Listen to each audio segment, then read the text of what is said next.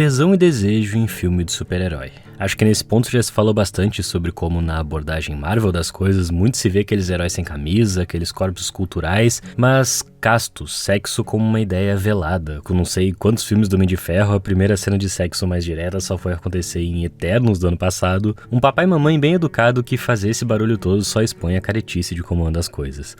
A Chloe Zhao se aproveita desse estado para trazer todo um sagrado pra cena. O mais recente Batman decide ir por outro caminho. A primeira cena do vilão, brutal e que estabelece o tom, vê pouca distância entre aquela violência e uma certa pulsão de libido, um desejo reprimido que permeia tudo. Desde a posição da câmera, de baixo para cima naquela montada, a respiração ofegante, um envolvimento carnal naquela brutalidade, traz toda uma camada de desejo para essa violência que confronta nosso olhar. O filme tanto sabe disso que nos compartilha o olhar daqueles binóculos, lentes, aponta que estamos assistindo o que talvez não deveríamos. Quando Batman realiza sua violência, igualmente ofegante, o encontro com a Mulher-Gato e assistimos o mesmo desejo reprimido se manifestar, mais uma vez o filme nos confronta. Então não é coisa do charada esse tesão? Pode ele existir em tudo, no herói? Ou seria o nosso olhar perverso, afinal? Antes de continuar, eu só queria lembrar da nossa campanha de financiamento no Apoia-se, é literalmente nosso salário que mantém esse canal vivo, e ainda rolam recompensas como conteúdo adicional, a gente está sempre recomendando filme, música e leitura por lá, com os textos gigantescos contextualizando, tem grupo fechado no Facebook, WhatsApp, Discord, onde a gente troca ideia e tudo isso fica salvo, mas o mais importante, com um valor que às vezes pode ser pequeno para ti, coletivamente a gente consegue manter esse trabalho e continuar postando vídeo toda semana, como fazemos há mais de 5 anos. Façam os cálculos aí, a gente divide tudo igualmente entre eu e o Otávio, e a plataforma também fica com uma porcentagem, então não é tanto dinheiro quanto parece. Se a gente não estivesse precisando desse apoio, eu não pararia o vídeo no meio pra falar disso. Você sabe, bora lá. The Batman se sustenta todo nessa linha entre o herói e o criminoso, que cabe muito bem ao personagem, afinal, sem poderes, pode parecer uma boa saída se estabelecer como um mito, quase uma assombração, e então usar o medo como arma. A primeira cena onde ele salva um cara, mas esse cara continua com medo e pede pro Batman não bater nele também, afinal ele tinha acabado de rechaçar os agressores com tanta ou mais violência do que usariam contra aquele homem, estabelece muito bem isso. Eu gosto da ideia de um Batman cercado de dúvidas, muito impulsivo e cheio de uma pulsão de morte. Produz algumas imagens muito fortes, como quando ele entra na festa pela porta da frente, entrando na pilha daquelas luzes, daquela batida, de certo estado de alerta e violência, mas também de liberação de uma série de impulsos reprimidos que reconhecemos nele. Ou quando se atira do topo de um prédio e nada nos dá certeza na atitude dele de que aquilo é 100% confiável. Na verdade, muito da tensão e expectativa vem do fato de que, exatamente por parecer um cara normal fazendo tudo aquilo, com todo o medo e adrenalina envolvidos, mas que ainda assim chega àquele ponto, fica muito imprevisível de dizer até onde ele é capaz de ir. Até porque não deixa de ser o que o filme opera, essa descida até o oculto de Gotham, onde cada vez mais as convicções dele desmoronam até uma metade do filme, onde realmente tem pouquíssima coisa para se agarrar. Nesse sentido, eu acho muito interessante que o filme busque uma textura própria, inflamável, até um som específico da bota, do couro, da capa, porque a gente está falando de cinema, produzir essas imagens, e quando eu falo imagens, me refiro a uma série de estímulos, de sensações que o filme pode alcançar. A validação dos filmes do Nolan, por exemplo, dependia muito de uma ideia que vira e mexe cerca a crítica, de buscar em primeiro lugar lógica, uma estrutura bem organizada, e finalmente o tal realismo nesses personagens tão cheios de possibilidades. Roteiro é só mais um dos tantos elementos que compõe o cinema, a quantidade de cineasta que reduz a narrativa a um fio para buscar essas outras sensações, e eu nem tô dizendo que é o caso aqui.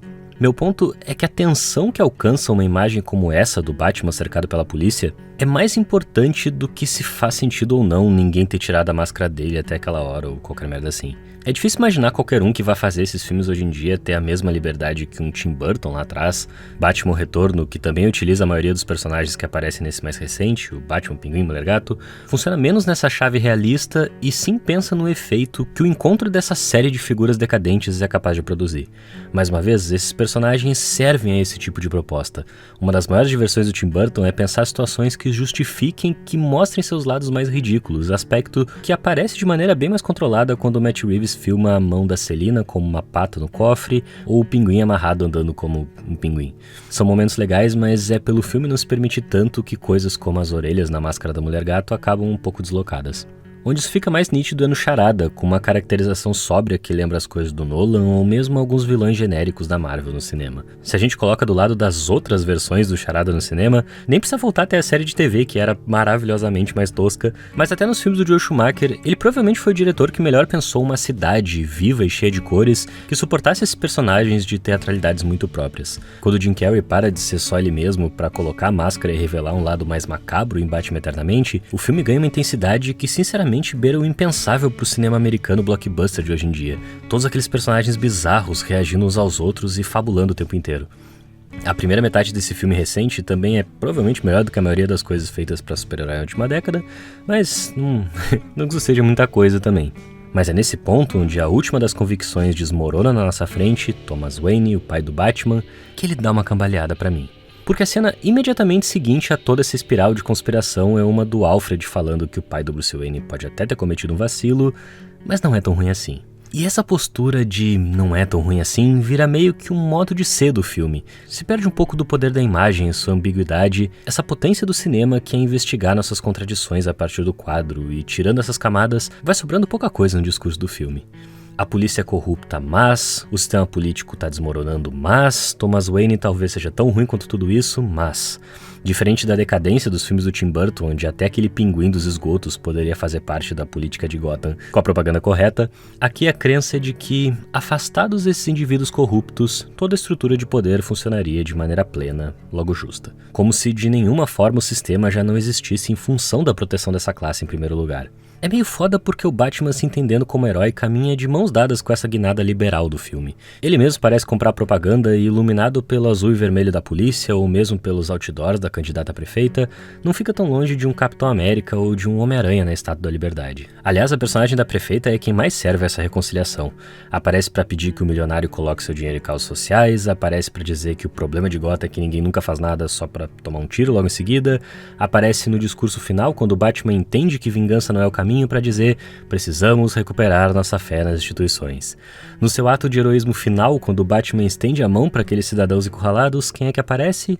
A prefeita, que não representa nenhuma ruptura real com a política vigente, mas o filme quer muito que a gente acredite na honestidade dela. Até metade do filme nem o Gordon é uma figura tão higienizada assim, o fato de passar por cima da lei e abraçar aquele vigilante cheio de contradições na investigação é o que dá complexidade ao personagem. Nesse contexto é preciso algum grau de subversão pra gente acreditar neles.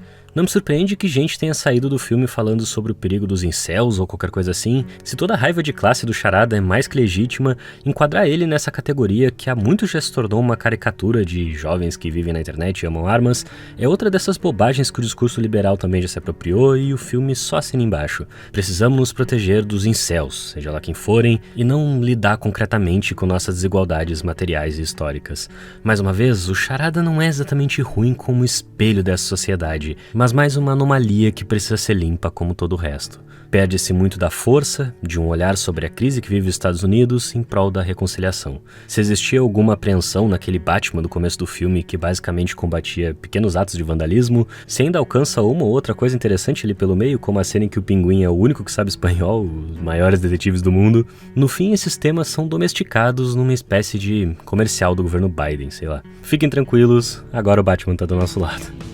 Meu nome é Henrique e eu vou deixar aqui na descrição uma dica bem da hora de HQ com Charada, esse autodenominado Zé Ninguém com uma compulsão por deixar pistas sobre seus crimes, uma falha que o impede de ser um grande criminoso. Comprar partindo desses links que a gente deixa também ajuda o canal, mas o mais importante é sempre a campanha de financiamento. Não esquece de dar uma olhada, tá aí na tela, tá na descrição, tá no comentário fixado. Curte, comenta, compartilha que também ajuda demais e até!